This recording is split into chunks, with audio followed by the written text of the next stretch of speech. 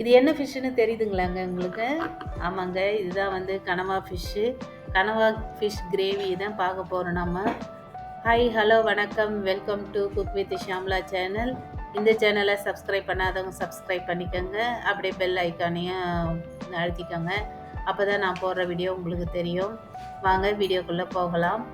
நான் வந்து கடம்பா fish ஷாப்லேயே clean பண்ணி கொடுத்துட்டாங்க. நான் இங்கே வந்து கட் பண்ணி எடுத்துக்கிட்டேங்க. ஒரு 4-5 தண்ணி போட்டு வாஷ் பண்ணி எடுத்துக்கோங்க. இதில் வந்து நான் தலைலாம் எதுவும் போடலைங்க. வெறும் இந்த உடல் பகுதி மட்டும் தான் எடுத்துருக்கிறேன். எப்படி செய்யலான்றதை பார்க்கலாம். ஒரு 3 ஸ்பூன் அளவுக்கு குக்கிங் ஆயிலை போட்டுக்கலாம். கடுகு ஆட் பண்ணிக்கோங்க. 1/2 ஸ்பூன் அளவுக்கு. 1/2 ஸ்பூன் சீரகம், 1/2 ஸ்பூன் சோம்பு, கொஞ்சம் போல் கருவேப்பிலை. இதெல்லாம் வதங்கின பிறகு நம்ம கட் பண்ணி வச்சுருக்கிற ஆனியன், ஒரு 150 கிராம் ஆனியனுங்க. இதை நல்லா போட்டு வதக்கிடலாங்க. இது நல்லா வதங்கின பிறகு கொஞ்சம் போல் இஞ்சி பூண்டு பேஸ்ட்டை போட்டுக்கலாங்க, 1 ஸ்பூன் அளவுக்கு. இதுவும் நல்லா வதங்கின பிறகு தக்காளியை கட் பண்ணி வச்சுருக்காங்க, அதே இதோடு சேர்த்து ஆட் பண்ணிக்கலாம். இது தக்காளி மேஷ் ஆகிறதுக்கு கொஞ்சம் போல் சால்ட் ஆட் பண்ணிக்கலாங்க.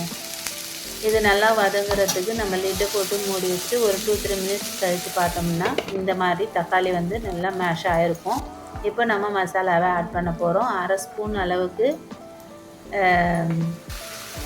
அளவுக்கு சில்லி பவுடர், அதாவது காஷ்மீரி சில்லி, 1/2 ஸ்பூன் அளவுக்கு வீட்டு மிளகாத்தூள், ஒரு 1/4 டீஸ்பூன் அளவுக்கு மஞ்சப்பொடி. இது எல்லாத்தையும் நல்லா வதக்கலாங்க.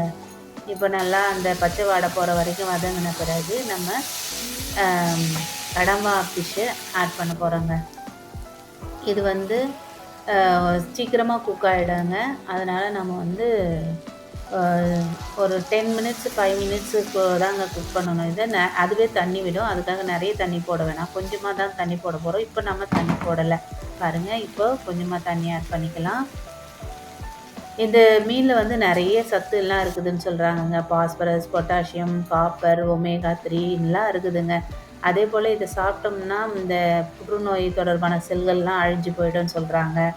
இதய ஆரோக்கியம் வந்து சூப்பராக இருக்கும்னு சொல்கிறாங்க.